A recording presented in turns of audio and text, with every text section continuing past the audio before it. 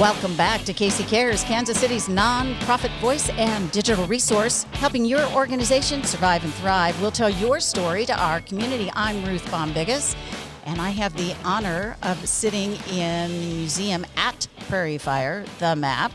Bobby Keys is sound and video engineering. He's here. He's keeping track of the dinosaurs. Every once in a while, you might hear a little roar. It's not indigestion or anything like that. This is a cool space. If you haven't been here, you need to come here. You don't have a kid, there's no excuse. You can be the kid. It is a really cool place to be. And we are so honored to have with us Tamba Hali. Yes, Kansas City, you probably know him as a Kansas City Chief, 12 years in the NFL, the sack king. Tamba has a big, big heart. And while he has just been brilliant on the football field, and some of you, I'm sure, know him for his music, and we're going to talk a little bit about that. But enough of me talking. Tamba, thank you so much for making time for us. No problem, Ruth. I appreciate it. It's hard to catch up with you. You're like all over, literally all over the map. Yeah, I'm trying to keep myself busy, with playing football for so long. That's like 20 years in a structured environment, and I'm trying to stay as busy as possible and kind of find a direction. Well, I know the music started while you were still playing football. Yeah. Let's chat a little bit about that, and then we're going to dive into this huge project you've undertaken, the Hali Academy. But Tamba tunes, Tamba music, is this a passion that you had when you were young or something you came into later? I've always gravitated to music since I was a kid. Mom is a minister. Stepdad is a Muslim that converted to Christian and preached the gospel for so long.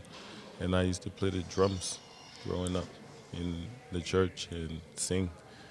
And when the war erupted, obviously, the story is I ended up in the United States. And when I got here, I couldn't read or write.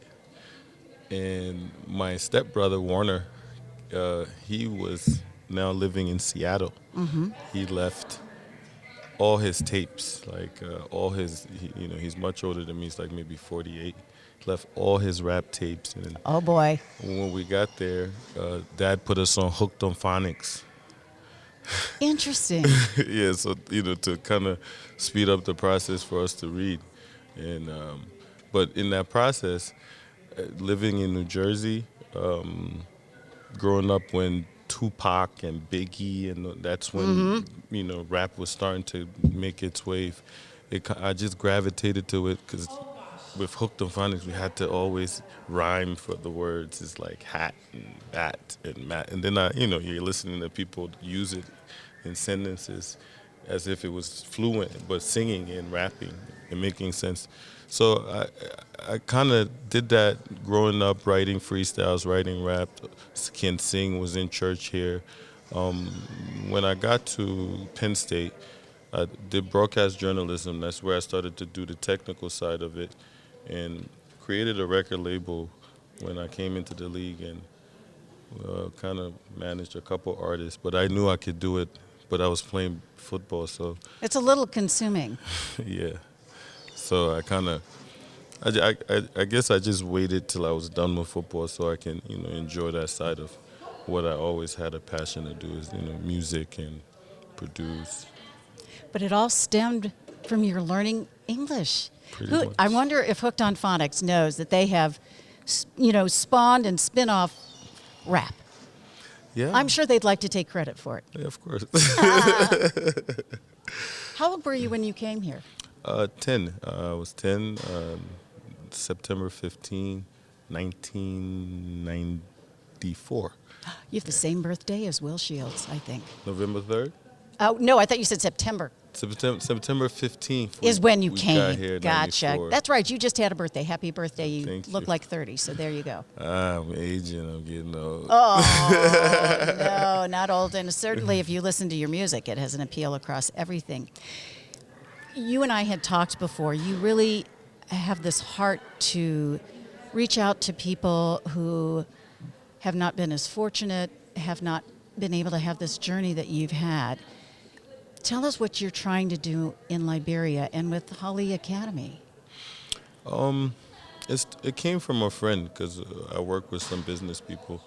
A kid named Henry Hali, very popular in the Houston area, but he's of Liberian descent and very smart guy. And we were talking about things, and he brought this idea up. I said it makes sense, and we researched about the STEM program and how it's had its impact in America, and not just America but around the world. And the focus is direct. Those are the things that are helping communities solve problems. And looking at where I am in Liberia, taking visits, going back, it kind of dawned on me. I said, wow, our society here, we're so far behind. If there's anything they're hoping to do, it's so far behind. And it will have to start with the youngest of children, being educated properly to kind of help solve some of the issues that's happening in their society. Well, it's one thing to say, I want to help. It's another thing to activate on that. Mm-hmm. Can you share a little bit of the process as you thought, here's something I want to do, to doing it? Yeah, it's been a lot of traveling, going back home, getting acquainted with the people that's on ground there, the government, trying to work with those people and see if it's feasible. And then finding the location of where you want to place it. I bought like 15 acres in like a real prime place, and I think that's where we're going to build it. On this side, my dad, he's a chemistry teacher. Obviously he's a smart guy, and he said he will come up with some questions for me, how to sustain this thing if I'm really serious about it. But we have land, and we're raising money right now. I'm gonna donate as much money as possible because I want to see it done. And it's just right now it's just timing. Because we have we can start moving in, but the timing, there's a lot of issues happening within the government. I would think that that's a tremendous challenge. We talk a lot about on the show, the challenges that a nonprofit faces, and we're talking somebody who's got boots on the ground here. Mm-hmm. Can you share with us a little bit what's that like, being in a country halfway around the world and then dealing with it's different. A government? You definitely have to adapt. The rules are different. It's not the same here. The way you would do things here, it's not how you would do it there. So, is there a lot of corruption? To break it down, there's a lot of things that's done in a way that it doesn't make sense. Okay. If we want to call it corrupt, I can agree with you, but it doesn't make sense why it's done. Gotcha. And the kids have arrived, so you will know that we're here. They're all discovering this dinosaur, and they see themselves. Yeah. And that's what it's about. And I know Tamba has children of his own, so this has got to be kind of fun to see these kids walk in. It is. So what is the status? You've got the land. Are you building yet, or are you just not quite that far? No, I'm not building yet. There's a lot of unanswered questions. From how big we want the school. I don't want it. I want to do it small enough to just put in a system that works with the system here, to be able to track the children that's placed in this, to see their progress, especially for the first 5 years. I want to see if they're on the same level as the children that's in America or anywhere in the world, but in the same style of program. So we're trying to figure out how we'll do it, from transportation, how the kids are going to be fed, because you're talking about a third world. There are a lot of people that have to make sure they find something to eat tomorrow or today. Forget tomorrow. Is it challenging when you go back to visit? In the sense of the mentality of the people. Here, everyone feels like they can go and earn something. Mm-hmm. There, people are not willing to go even earn it. It's just they give it to me. It's a handout. Oh, yeah, give it to me. We know you have it. Give it to me. and it's a begging thing that's happening there that, the system is, it must start from the top, so for whatever I had a lot of trouble just taking out containers. Like, yeah, the container was in there at least 80 days. Yeah. And then when we get there, just to get it out, it's like everybody would have to get paid. In the word, the whatever is happening in their parliament, the workers are not being paid. So then that becomes another huge issue you're dealing with. So, so it's a struggle, but there are people there doing it. I met this guy. His name is Will Smith. He's been there 6 years. He's smart guy from this side. He did schooling in London. What's that famous school? Well, London School of Economics, Oxford, Cambridge. Yeah. We can name drop a bunch of them. One of those schools. Yeah. Oxford. I remember for sure. He did time there. I was asking him. I said, "What's the agenda? I mean, why are you here doing it?" He's there 6 years. He's raising funds as well. They have their plan and the school that he wants to do it. He's done it in 3 different countries: Uganda, also Morocco. So, different social issues in those places. And so when I got on ground, we met, we talked, and he wants to co-fundraise. Line that up. Talk to a lawyer. Always. But that's great. Do you find in doing this and trying to navigate the landscape there, being a Liberian is helpful or It is. distracting in a way? It's helpful. It's both. It's helpful because you can relate to the people. And speak the language. And be able to come back into the colloquy and speak Right. the language. I would think that's huge. Yeah. But it also brings a problem because now this society where people expect it. They're not. It's not. Even if you tell them, you put them to work, they're not interested. They know you can do it, so they expect it, and that's the society that sometimes you can be afraid of it, and say, man, maybe it can get bad. But it's just working around people. They're human, so long you can break it down to them on how things should be. If they don't want to accept it, then it's at their own cost, whatever decision they choose. Now, you're also going to do some programming on the state side with Hali Academy, or is it all going to be focused in Liberia? Say it again.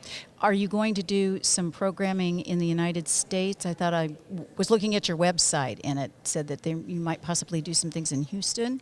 Yeah, Houston has a huge population of Liberians. I think maybe the most. My mother, actually, I bought the house in Houston because she would be able to easily live amongst the people there. Well, with my colleague, Henry, he's the business mind behind it and thinking how to maneuver.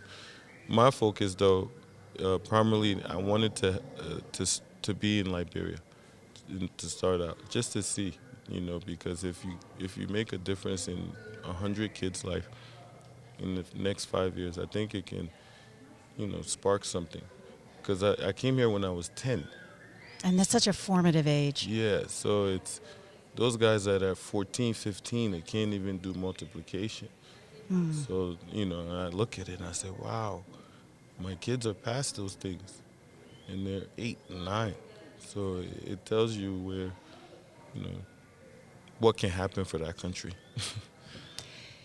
The NFL is a very interesting animal, and you have lots of success.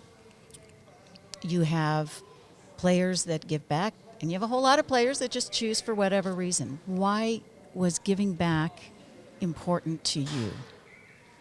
Because even before Hali Academy, you were doing things. You helped Heart to Heart with some things and some other organizations. I came in this country so young, so everything I had to kind of understand. I had to take time with it. People ask why you don't have a foundation, and I didn't understand why people had it, and I didn't know how they went about it. I attended my guys, and stuff like that, but I didn't. I just thought whatever is given to me, I'll take some and give it back. I'll take some and give it back. It teaches you whatever you think you are, whatever you have been awarded, or at least for the time being that you're around it. You know, the value of it is more humility, of realizing that that's not who you are. That's just there to kind of test you or put you through things, because you know anyone can be you, anyone can be in your shoes. What would they do? And for me, I'm you know, I get to the place and I'm like, yeah, I can do anything I want to do. But someone was thinking about me at one point, you know, starting with my dad. He was the one thinking, oh, my kids. And then another person said, oh, this guy is talented. Or, you know, this kid can do this. Let's help him here. And it did that for a long time for me. You know, and that's just one story. You know, if one kid can come out of this situation, it would make, you know, bring joy to me, because sometimes I don't understand what's happening to me. You know, I go back and just to get to this country. You know, we can get up from here and say we're gonna go here, we're gonna go here, and no one's gonna bother us because we're properly identified. For someone in Liberia or any of those foreign African countries to just get up and do that, it's almost like a lottery. It's like, yeah, they don't have like this pass to just get up and say, oh, I'm gonna go visit the U.S.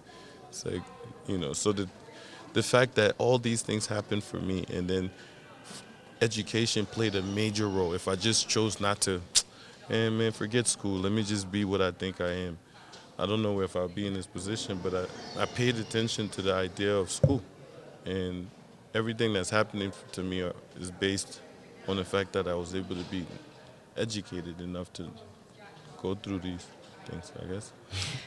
People can help you by going to your website, Hali Academy .org. Yes. And I know there's a donate button, and we wish you the best of luck. Keep us posted. We want to know as things progress how it's going. And thank you for caring enough about other people and giving back. Yeah, I would continue to try my best, and thanks for having me on the show.